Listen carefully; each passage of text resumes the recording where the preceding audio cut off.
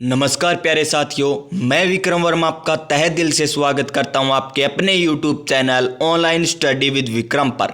तो प्यारे साथियों, आप सभी स्वस्थ होंगे, मस्त होंगे और अपनी तैयारी में व्यस्त होंगे। और इसी तैयारी को और बेहतरीन बनाने के लिए हम कर रहे हैं प्यारे साथियों 2018 से लेकर 2023 तक CDP के प्रीवियस ईयर क्वेश्चन या प्रीवियस ईयर पेपर, वो है अचटेट EMRS सीटेट 2023-24 के लिए मोस्ट इंपॉर्टेंट। क्योंकि प्यारे साथियों, आप सभी को पता है कि प्रीवियस ईयर पेपर से कितने क्वेश्चन रिपीट होते हैं, किस प्रकार का पैटर्न रहने वाला है ये भी आपको पता चलेगा, किस लेवल के क्वेश्चन पूछे जाते हैं ये भी आपको पता चलेगा, कौन से टॉपिक से सर्वाधिक क्वेश्चन पूछे जाते हैं ये भी पता चलेगा, कौन से टॉपिक से कम पूछे जाते हैं, मोस्ट इंपॉर्टेंट टॉपिक कौन सा होगा, कौन सा सिद्धांत मोस्ट इंपॉर्टेंट होगा। संपूर्ण जानकारी आपको इन वीडियो के माध्यम से मिलेगी प्यारे साथियों। और आज की हमारी क्लास नंबर रहने वाली है 5 नंबर क्लास रहने वाली है। इससे पहले हम CDP की 4 क्लास कर चुके, यानी 120 क्वेश्चन हमने अभी तक किए हैं फाइनल आंसर की के साथ, वो भी ऑफिशियल फाइनल आंसर की के साथ। चलिए आज की हम वीडियो स्टार्ट करते हैं। तो आंखों में अरमान लिया, मंजिल को अपना मान लिया, अब आसान क्या मुश्किल क्या, ठान लिया सो ठान लिया। दोस्तों चलिए बात करेंगे क्वेश्चन नंबर 1 की। तो प्यारे दोस्तों, आपकी स्क्रीन पर आ चुका है क्वेश्चन नंबर 1 और ये है प्रीवियस ईयर पेपर बाल विकास एवं शिक्षा शास्त्र। बाल विकास एवं शिक्षा शास्त्र यानी पार्ट फर्स्ट, भाग first, child development and pedagogy के क्वेश्चन। देखिए क्वेश्चन नंबर 1 क्या है, भाषा के क्वेश्चन नंबर 1, भाषा के अर्जन एवं विकास के लिए सर्वाधिक संवेदनशील अवधि कौन सी है।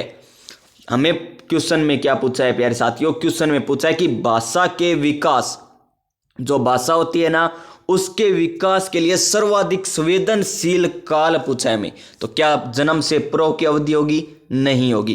क्या प्रारंभिक बाल्यावस्था होगी? जी हाँ प्यारे साथियों, प्रारंभिक बाल्यावस्था में ही बालक क्या करता है, भाषा का अर्जन करता है या विकास होता है। आप जिस तरह की भाषा बोलोगे बालक उसी प्रकार की भाषा का अनुकरण करेगा।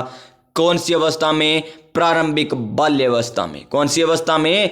प्रारंभिक बाल्यावस्था में। यानी इस क्वेश्चन का राइट आंसर हो जाएगा ऑप्शन नंबर 2, ऑप्शन नंबर 2। और ये है फाइनल आंसर की के साथ, यानी आपको गलत आंसर बिल्कुल भी नहीं बताया जाएगा। और साथ ही साथ देखिए क्वेश्चन किस लेवल के पूछे जा रहे हैं ये भी आपको पता चलेगा। क्वेश्चन नंबर 2 कौन से सिद्धांत से? लॉरेंस कोहलबर्ग के सिद्धांत से पूछा गया है। जीन पियाजे से आपसे क्वेश्चन पूछा जाएगा।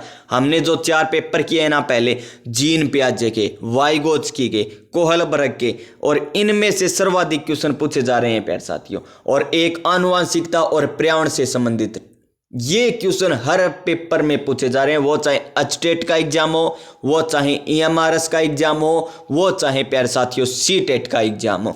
चलिए इस क्वेश्चन की बात करते हैं। क्वेश्चन नंबर 2 की, निम्नलिखित में से कौन सी लॉरेंस कोहलबर्ग के द्वारा प्रस्तावित नैतिक विकास का सिद्धांत किसने दिया? लॉरेंस कोहलबर्ग ने, की एक अवस्था है। लॉरेंस कोहलबर्ग की नैतिक विकास के सिद्धांत की एक अवस्था बतानी है। और उससे पहले आपको पता होना चाहिए कि लॉरेंस कोहलबर्ग ने कितनी अवस्थाएं बताई है? 3 अवस्थाएं बताई है। और इन तीनों अवस्थाओं को 2-2 चरणों में बांटा है, फर्स्ट चरण और सेकंड चरण। इसी प्रकार दूसरी अवस्था को भी फर्स्ट चरण में, सेकंड चरण में। इसी प्रकार तीसरी अवस्था को फर्स्ट चरण में और सेकंड चरण में। यानी लॉरेंस कोहलबर्ग के अनुसार तो 3 तो अवस्थाएं हो गई और 6 चरण हो गए। कितने चरण हो गए?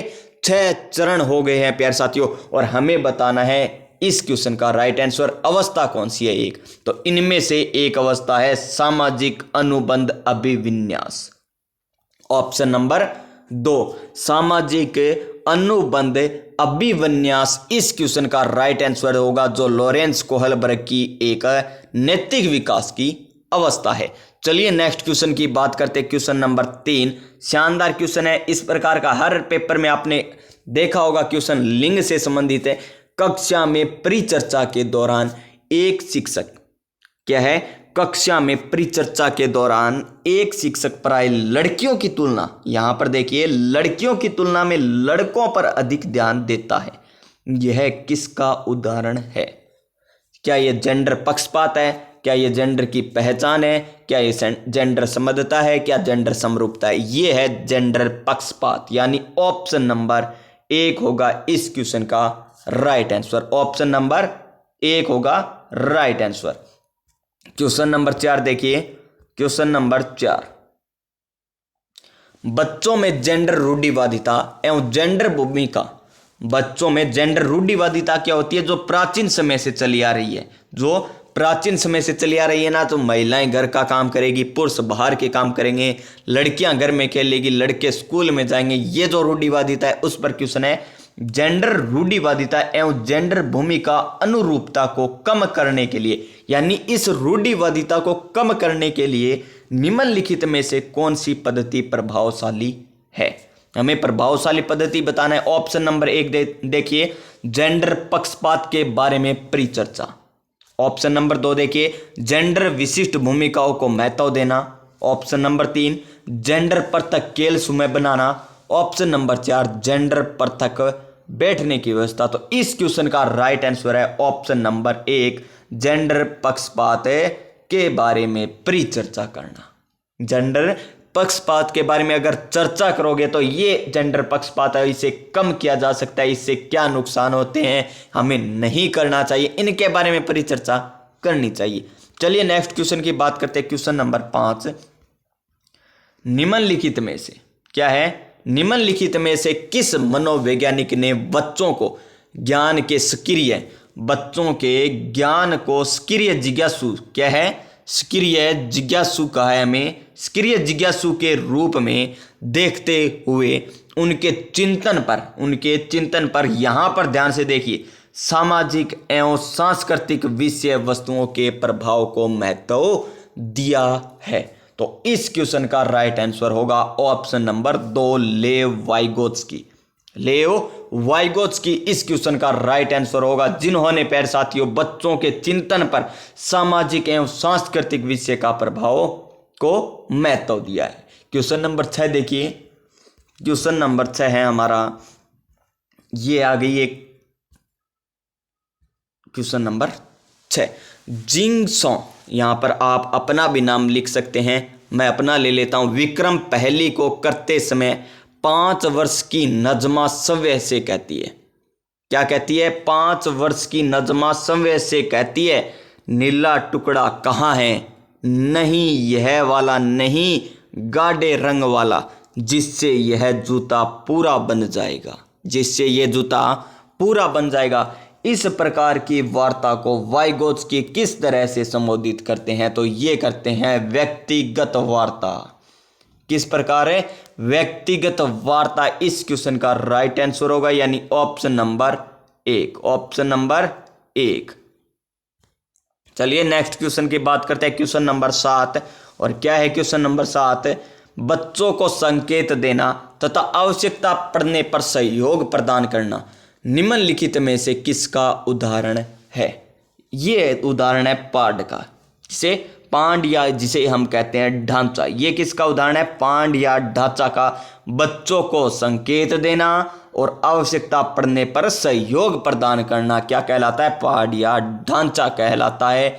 चलिए नेक्स्ट क्वेश्चन, क्वेश्चन नंबर 8 की बात करते हैं। अब 8 नंबर क्वेश्चन क्या है? निम्नलिखित व्यवहार में से कौन सा जीन पियाजे के द्वारा प्रस्तावित मूर्त संक्रियात्मक अवस्था को विशेषित करता है?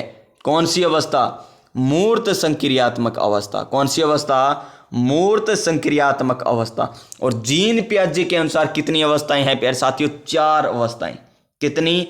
जीन पियाजे के अनुसार 4 अवस्थाएं हैं। कितनी है? 4 अवस्थाएं हैं। और कौन कौन सी है देखिए प्यारे साथियों, चारों अवस्थाएं मैं आपको बता देता हूं। नंबर 1 अवस्था, 4 अवस्थाओं में नंबर 1 अवस्था तो है प्यारे साथियों सांवेगिक। कौन सी? संवेदिक पेशी अवस्था। नंबर 2 कौन सी है? पूर्व संक्रियात्मक। कौन सी? पूर्व संक्रियात्मक अवस्था। नंबर 2 पूर्व संक्रियात्मक अवस्था, संक्रियात्मक अवस्था। और नंबर 3 कौन सी है? नंबर 3 है मूर्त संक्रियात्मक अवस्था। नंबर 3 कौन सी है? मूर्त संक्रियात्मक अवस्था। और नंबर 4 है अमूर्त संक्रियात्मक अवस्था। नंबर 4 कौन सी होगी?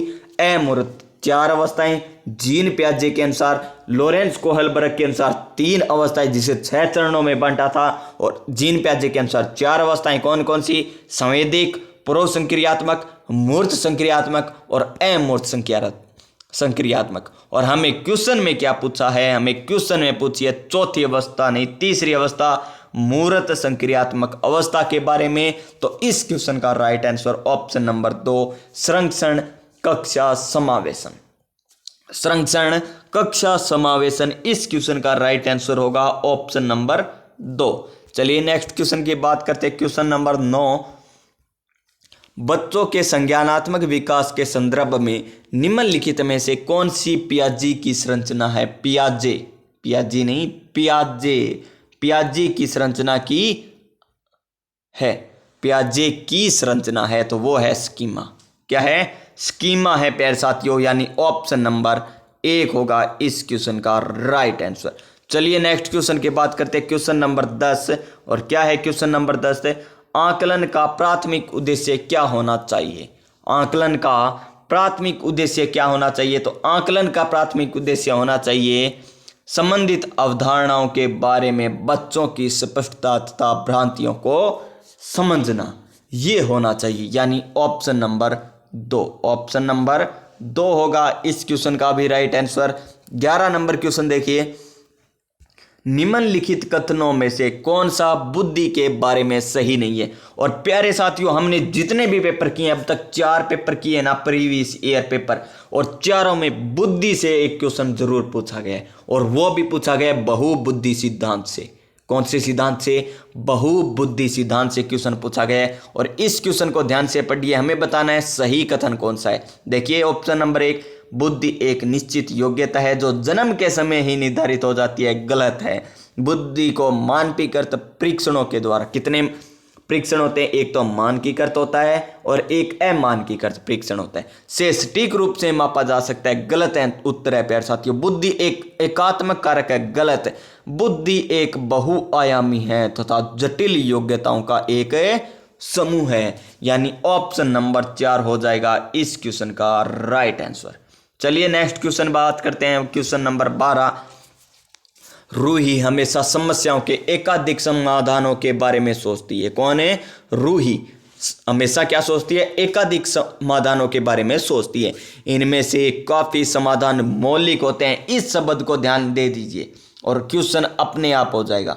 इनमें से काफी समाधान मौलिक होते हैं। रूही किन गुणों का प्रदर्शन कर रही है? तो वो कर रही है सृजनात्मक विचार। कौन सा? सृजनात्मक विचारक, यानी ऑप्शन नंबर 1 हो जाएगा इस क्वेश्चन का राइट आंसर। क्वेश्चन नंबर 13 देखिए। क्वेश्चन नंबर 13 है, शिक्षण अधिगम प्रक्रिया में वंचित समय से, कौन से समय से? वंचित समय से संबंधित विद्यार्थियों के द्वारा सहभागिता कम होने की स्थिति में एक शिक्षक को क्या करना चाहिए? शिक्षक को क्या करना चाहिए? क्या उसे विद्यालय छोड़ने के लिए कहना चाहिए? बिल्कुल नहीं कहना चाहिए। क्या ऐसी स्थिति जैसी है स्वीकार कर लेना चाहिए? नहीं करना चाहिए। क्या विद्यार्थियों से अपनी अपेक्षाओं को कम करना चाहिए? नहीं। और लास्ट ऑप्शन है, अपनी शिक्षण पद्धति पर विचार करना चाहिए तथा बच्चों की सहभागिता में सुधार करने के लिए नए तरीके ढूंढने चाहिए। जी हाँ दोस्तों, यही इस क्वेश्चन का राइट आंसर है, ऑप्शन नंबर 4। कौन सा? Option number 4। चलिए नेक्स्ट क्वेश्चन की बात करते हैं। क्वेश्चन नंबर 14, एक समावेशी कक्षा में एक शिक्षक को विशिष्ट शिक्षक योजनाओं को तैयार नहीं करना चाहिए। क्या? गलत है। कभी कभी तैयार करना चाहिए, गलत। सक्रिय रूप से तैयार करना चाहिए। जी हाँ, यही इस क्वेश्चन का सही आंसर है, सक्रिय रूप से तैयार करना चाहिए। चलिए नेक्स्ट क्वेश्चन, क्वेश्चन नंबर 15, पठन वैफल्य। कौन सी? पठन वैफल्य बच्चों के प्राथमिक लक्षण क्या है? क्या है बच्चों के प्राथमिक लक्षण? क्या न्यून अवधान विकार है? क्या अपसारी चिंतन, पढ़ने में धारा प्रवाहिता, धारा प्रवाह, पढ़ने की अक्षमता, या एक गति विषय कार्य को बार बार दोहराना? तो इस क्वेश्चन का राइट आंसर होगा धारा प्रवाह, पढ़ने की अक्षमता, यानी option number 3, option number 3, option number 3 हो जाएगा इस क्वेश्चन का राइट आंसर।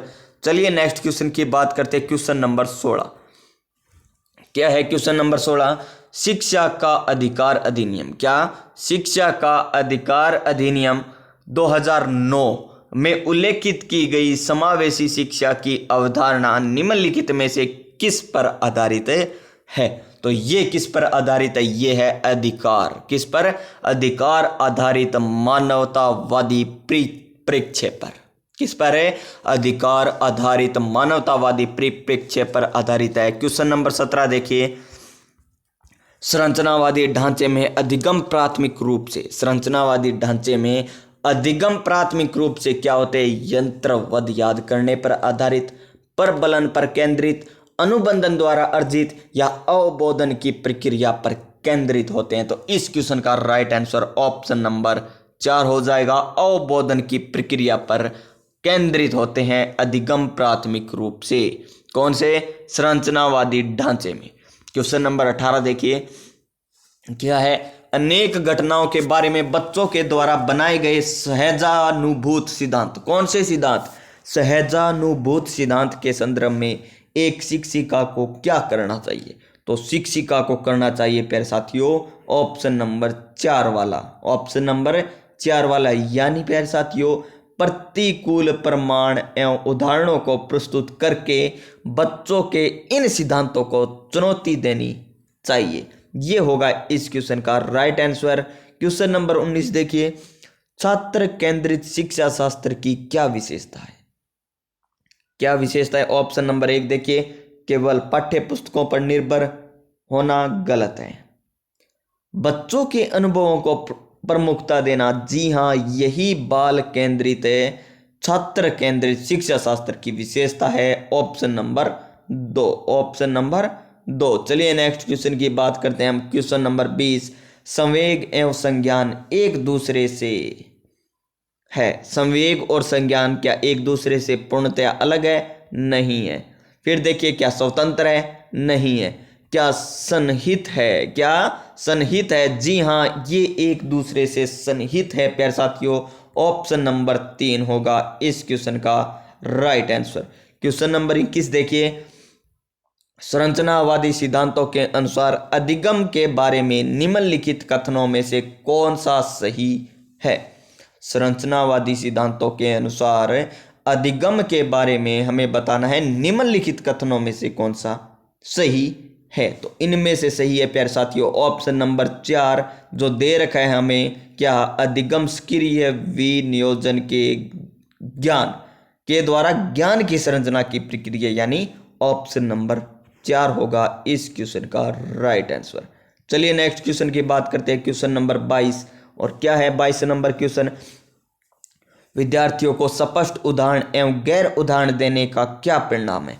विद्यार्थियों को स्पष्ट उदाहरण एवं गैर उदाहरण देने का क्या परिणाम है? तो परिणाम क्या होगा? ऑप्शन नंबर 1 देखिए, अवधारणात्मक परिवर्तनों को प्रोत्साहित करने के लिए एक प्रभावशाली तरीका है। तो जी हाँ, यही इस क्वेश्चन का राइट होगा आंसर। अवधारणात्मक परिवर्तनों को प्रोत्साहित करने के लिए एक प्रभावशाली तरीका है क्या? स्पष्ट उदाहरण एवं गैर उदाहरण देना। क्वेश्चन नंबर 23 देखिए, बच्चों को अधिगम गतिविधियों में भागीदारी करने के लिए लगातार पुरस्कार देना एवं दंड का प्रयोग करने से क्या प्रभाव पड़ता है? ऑप्शन नंबर 1 देखिए, बाहरी अभिप्रेरणा कम होती है। नहीं, बाह्य प्रेरणा क्या होगी? अधिक होगी। ये तो गलत हो गया। आंतरिक अभिप्रेरणा बढ़ती है। नहीं, आंतरिक अभिप्रेरणा इससे क्या होगी प्यारे साथियों? घटेगी। क्या होगी? घटेगी, बढ़ेगी नहीं, घटेगी। यह बच्चों के प्रदर्शन आधारित लक्ष्यों के बजाय निपुणता पर ध्यान देने के लिए प्रोत्साहित करेगा। नहीं प्यारे साथियों। नेक्स्ट है, अधिगम में बच्चों की स्वाभाविक अभिरुचि जिज्ञासा कम होगी। ये है आंतरिक अभिप्रेरणा। स्वाभाविक अभिरुचि जिज्ञासा ये क्या होती है? आंतरिक अभिप्रेरणा होती है। और ये क्या होगी? कम होगी। तो यही इस क्वेश्चन का राइट आंसर होगा ऑप्शन नंबर 4। क्वेश्चन नंबर 24 देखिए, निम्नलिखित में से कौन सी प्रथाएं सार्थक अधिगम को बढ़ावा देती है? सार्थक अधिगम को बढ़ावा देती है? क्या शारीरिक दंड, क्या सहयोगात्मक अधिगम पर्यावरण, क्या सतत एवं समग्र मूल्यांकन, निरंतर तुलनात्मक मूल्यांकन? तो शारीरिक दंड नहीं होगा, निरंतर तुलनात्मक मूल्यांकन भी नहीं होगा, तो बच गए 2 नंबर और 3 नंबर। 2 नंबर और 3 नंबर होंगे इस क्वेश्चन का राइट आंसर, यानी ऑप्शन नंबर 2। Option number 2। चलिए नेक्स्ट क्वेश्चन की बात करते हैं, क्वेश्चन नंबर 25। शिक्षक बच्चों की जटिल अवधारणाओं की समझ को किस प्रकार सहज कर सकते हैं? शिक्षक बच्चों की जटिल अवधारणाओं की समझ को किस प्रकार सहज कर सकते हैं? तो एक व्याख्यान देकर के, प्रतियोगात्मक अवसरों की व्यवस्था करके, बार बार यांत्रिक अभ्यास के द्वारा, या अन्वेषण एवं परिचर्चा के लिए अवसर उपलब्ध करके। तो ऑप्शन नंबर 4 होगा इस क्वेश्चन का राइट आंसर, अन्वेषण एवं परिचर्चा के लिए अवसर उपलब्ध करके। क्वेश्चन नंबर 26 देखिए, और क्या है क्वेश्चन नंबर 26। एक प्राथमिक विद्यालय की अध्यापिका बच्चों को एक प्रभावशाली समस्या समाधानकर्ता बनने के लिए किस प्रकार प्रोत्साहित कर सकती है? पर ऑप्शन देखिए, ऑप्शन नंबर 1, प्रत्येक छोटे कार्य के लिए भौतिक पुरस्कार देकर। नहीं प्यारे साथी, ये तो नहीं होगा। केवल प्रतीकात्मक ज्ञान पर बल या महत्व देकर। गलत। गलत उत्तरों को अस्वीकार करके उन्हें दंडित करके। गलत। ऑप्शन नंबर 4 देखिए, बच्चों को सहजानुभूत अनुमान लगाने के लिए प्रोत्साहित करके और उसी पर आधारित विचार मंथन करके, यानी ऑप्शन नंबर 4 होगा इस क्वेश्चन का right answer.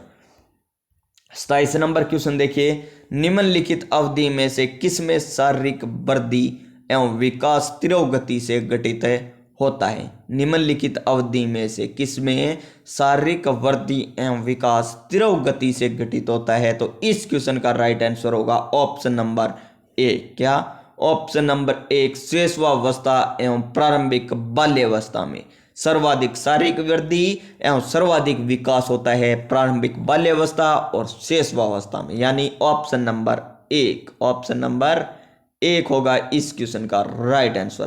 Question number next देखिए, 28 नंबर क्वेश्चन, निम्नलिखित में से कौन सा विकास का सिद्धांत नहीं है? विकास का सिद्धांत नहीं है। विकास जीवन पर्यंत होता है?